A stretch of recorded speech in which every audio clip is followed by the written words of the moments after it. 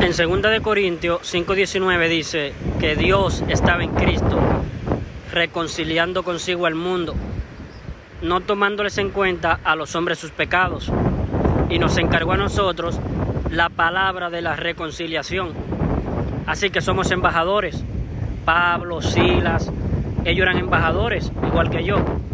Somos embajadores en nombre de Cristo. Como si Dios rogase por medio de nosotros, os rogamos en nombre de Cristo, reconciliaos con Dios. Al que no conoció pecado, Cristo, por nosotros, Dios lo hizo pecado, para que nosotros fuésemos hechos justicia de Dios en él. Cristo, en vez de nosotros, murió, para que nosotros no. Él fue condenado a la muerte, para que nunca nosotros fuésemos condenados a la muerte de nuestras almas. Todos los pecados que nosotros siempre cometeremos en este paso por este mundo, todo el tiempo que nuestra alma vive en el cuerpo, porque todo el tiempo que nuestra alma vive en el cuerpo, vamos a pecar, y cada pecado cuesta la muerte del alma, se paga con la muerte del alma. Todos los cargó Cristo para dejarnos inimputables penalmente. Cuando Cristo, Él cargó nuestras infracciones penales a la ley de los mandamientos, que Dios las supo desde antes, porque el Señor Jesucristo ocupó su presencia, el preconocimiento anticipado de saber el Señor todas las cosas que han de ocurrir antes de que ocurran. O sea, Cristo nos supo toda nuestra vida. Todos los pecados que nosotros cuando un día naciésemos en este mundo, viviésemos hasta que nos muriésemos, lo supo todo. Y todos los pecados nuestros que nosotros los íbamos a cometer un día antes que naciésemos, lo supo todo Cristo y se los dejó imputar a su cuerpo para Él pagarlos todos, expiarlos con su muerte. Él murió, fue condenado a la muerte en vez de nosotros, por los pecados de nosotros. Nos salvó desde antes en la cruz del Calvario. Es decir, nosotros nacimos salvados de nuestros pecados. Lo que pasa es que esa salvación hay que hacerla efectiva por la fe, hay que creerla.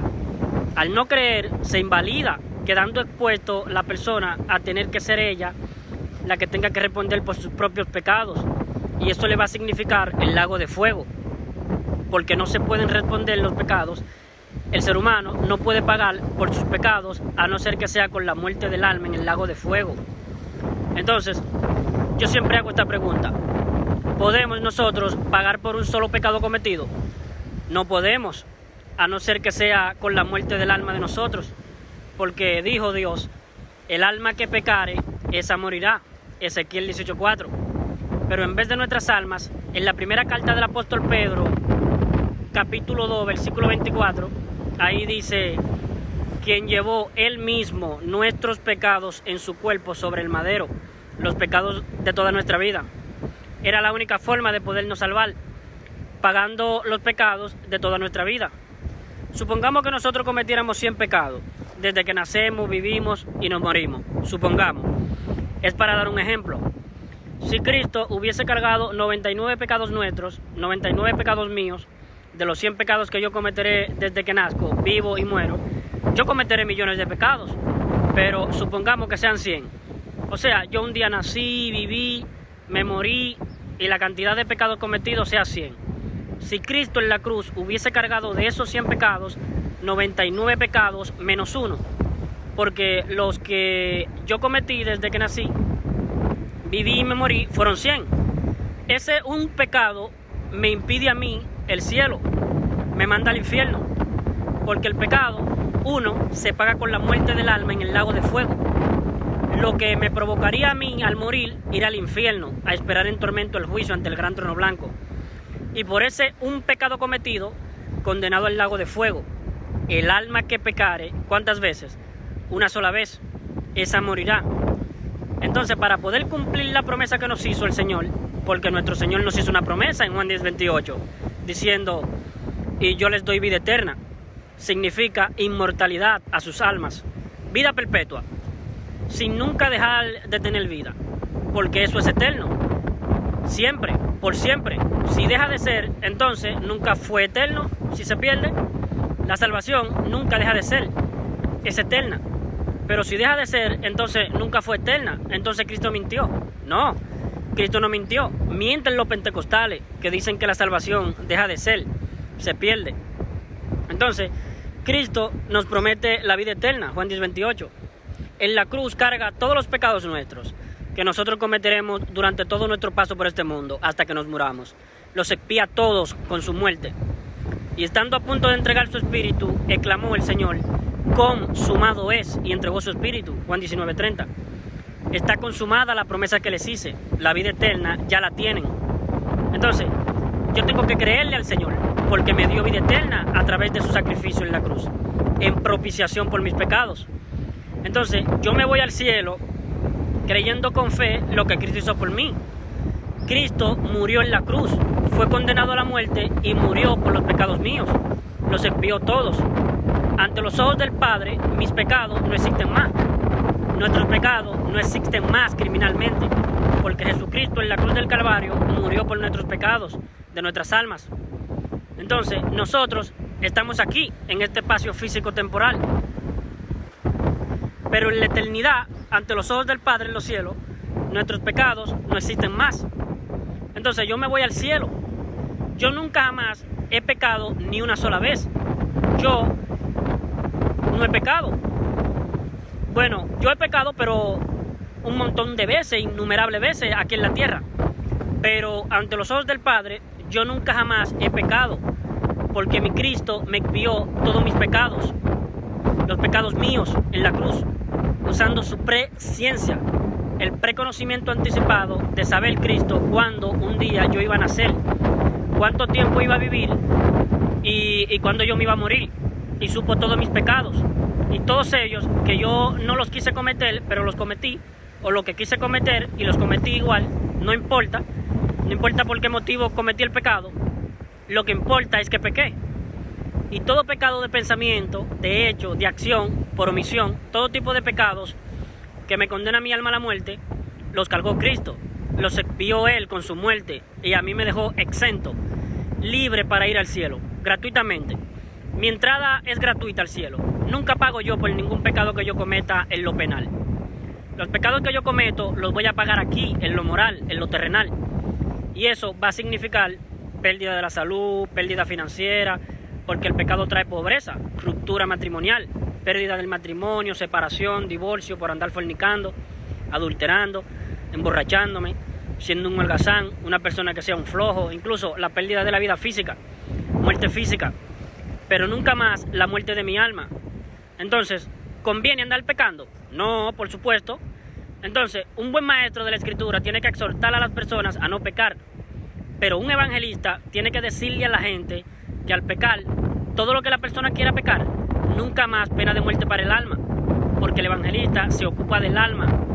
En cambio, el que enseña doctrina se ocupa de la vida terrenal, del éxito terrenal, que tenga una vida longeva, de larga vida, que le vaya bien en la vida y que gane su familia, gane una buena familia, que le vaya bien en el sistema laboral, financiero, próspero. Pero el Señor dijo en Mateo capítulo 16, versículo 26, porque ¿qué aprovechará al hombre si ganare todo el mundo y perdiere su alma?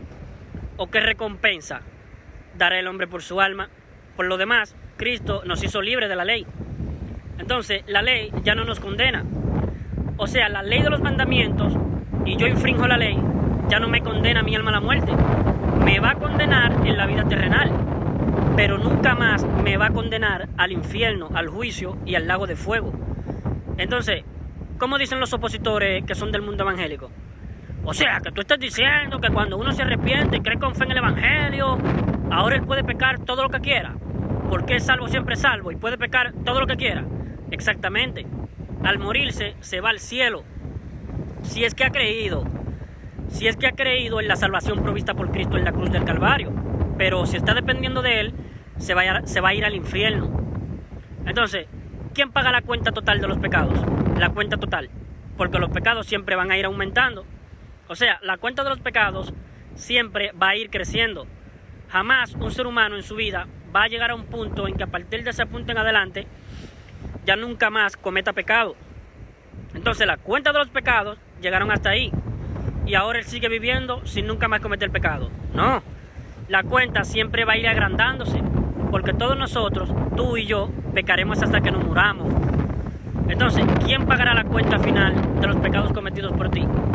Si pagas tú, te vas al infierno. los pecados que tú vas a cometer hasta que te mueras, esa cuenta total de los pecados, la cuenta completa que tú y yo cometeremos hasta que nos muramos, esa cuenta total de los pecados que nosotros cometeremos hasta que nos muramos, ¿quién pagará la cuenta final de los pecados tuyos? ¿Tú crees que te la pagó Cristo en la cruz? Entonces vas al cielo. Si no lo crees, entonces invalida lo que Cristo hizo por ti. Entonces tendrás que pagar tú la cuenta total de los pecados tuyos. Todos los pecados que una persona comete en su paso por este mundo tienen que ser todos pagados todos. En primera instancia, por la persona que los cometió, o sea, por mí, por ti. En segunda instancia, por Cristo, nuestro Redentor, nuestro sustituto. El Evangelio dice que todos los pecados nuestros, de nuestro paso por este mundo, todos los pagó Cristo. En lo penal, en lo que tiene que ver con la pena de muerte para el alma. Por eso es que el Señor Jesucristo dice en Juan 8:24, a los incrédulos, a los escépticos, a los que son indiferentes, el Señor advierte diciendo: por eso os dije que moriréis en los pecados de vosotros, porque si no creyereis que yo soy, en los pecados de vosotros moriréis. Si no creyereis que yo soy vuestro Redentor, vuestro Salvador. Un Redentor es aquel que rescata almas que están totalmente destituidas de la gloria de Dios, pagando el precio completo en rescate del alma, pagando el precio completo de los pecados, la cuenta total, pagando el precio completo, una vez y para siempre. No que pague el Redentor un pie, ponga un pie, o sea, una cuota inicial y la otra cuota la va pagando la otra persona. No, porque un pecado, una cuota pecaminosa que tenga que pagar yo, me voy al infierno. Tienen que ser todos los pecados pagados por él, por el que lo comete, por el que lo cometió. Va al infierno. O todos los pecados de la persona por el sustituto, por el Redentor. Ahí hay redención, ahí hay rescate. El que rescate el alma es el Redentor. El Redentor tiene que pagar la cuenta completa de los pecados que comete el alma que los cometió, ¿entienden? En su paso por este mundo, todo el tiempo que estuvo en el cuerpo físico. Entonces, redención significa acción y efecto de redimir. Redimir es rescatar almas que están destituidas de la gloria de Dios. Y para rescatarlas hay que pagar la cuenta total de los pecados. No puede quedar ningún pecado sin pagar. Tienen que ser pagados todos los pecados que cometió la persona, que le condena su alma a la persona. Si no se paga la cuenta total, la cantidad total de los pecados cometidos por la persona, o sea, de los 100 pecados, el Redentor paga 99, ese es un pecado que no paga el Redentor, lo tiene que pagar el infractor, y eso le va a significar el infierno. No hay salvación del alma de la persona que cometió el pecado. O sea, los 100 pecados, pero los 99 pecados de esa persona se los pagó el Redentor. Ese es un pecado que falta pagar, lo tiene que pagar la propia persona. Se tiene que ir al infierno. Tienen que ser pagados todos. No puede quedar ningún pecado impune. Entonces, o todos los pecados que ha cometido la persona, en primera instancia lo paga la persona, se va al infierno. Rematadamente se va al infierno. En segunda instancia, el Redentor. Los tiene que pagar todos. Todos los pecados que cometió la persona, lo tiene que pagar todo el Redentor, Cristo. Y eso fue lo que Cristo hizo en la cruz. Los pagó todos. Por eso que era el Redentor. En Romanos capítulo 3, versículo 22 al 23 dice: porque no hay diferencia, por cuanto todos pecaron y están destituidos de la gloria de Dios, siendo justificados gratuitamente por su gracia, mediante la redención que es en Cristo Jesús, mediante el rescate. Entonces Cristo fue la ofrenda del Padre en propiciación por nuestros pecados. En Hebreos 10:14 dice: porque con una sola ofrenda ha hecho perfecto para siempre a los que van siendo santificados. Y en Hebreos 10, versículos 17 al 18 dice: y nunca más me acordaré de vuestros pecados y transgresiones. ¿Y por qué? ¿Por qué nunca más? Porque donde hay remisión de estos, o sea, remitidos todos los pecados del mundo al cuerpo de Cristo crucificado en la cruz, y la sentencia a la muerte del alma se aplica sobre Cristo, entonces ya no hay más ofrendas por el pecado. Eso significa que tú ya no tienes que ofrecerle nada más a Dios a cambio del alma tuya. Lo que ha sido ofrecido de parte del Padre fue Cristo, su Hijo, a cambio del alma tuya. Eso fue ofrecido en la cruz. Él pagó.